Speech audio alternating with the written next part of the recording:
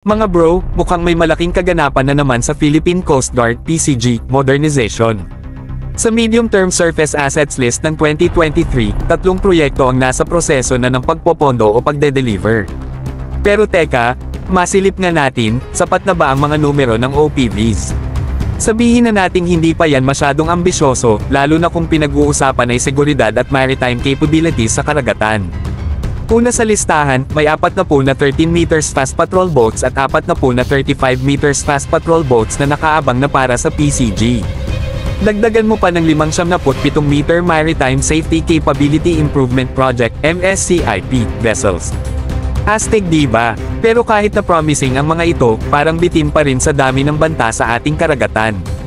Ngayon, sa mga proyekto na hindi pa pinopondohan, 510 meters fast patrol crafts at 2 maritime pollution, marine research vessels. Mga bro, medyo sabik tayo sa balita kung kailan magkakaroon ng green light ang mga ito.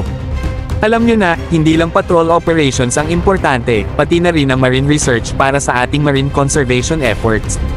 Ito pa ang twist, mga bro, hindi kasama sa listahan ng funded coastal patrol vessels at ang 2 buoy tenders na bahagi ng Korean ODA. Ibig sabihin, may mga nakakubling sorpreso pa pala sa modernization plans ng PCG.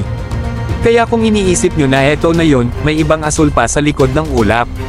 Ang tanong ngayon, sapat na ba ang mga ito para tugunan ang mga issue sa ating maritime zones?